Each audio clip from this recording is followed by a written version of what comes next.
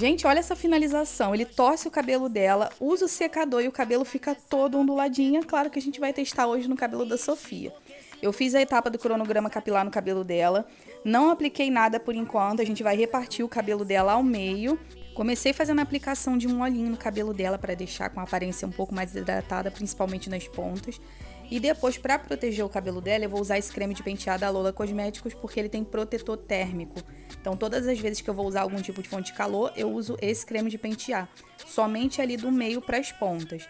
Depois eu alinhei todo o cabelo dela, vim ajeitando ali para trás da orelha e comecei a torcer o cabelo para trás, porque eu quero que ele fique com aquele volume levando para trás, sabe? Aquele efeito de babyliss. E eu fui fazendo ali como ele fez, secando o cabelo daquela maneira ali. Tirei o excesso de umidade de um lado e depois eu passei pro outro. Agora eu vou terminar aqui a secagem do cabelo dela e trago já já para vocês a parte 2. Live pro resultado.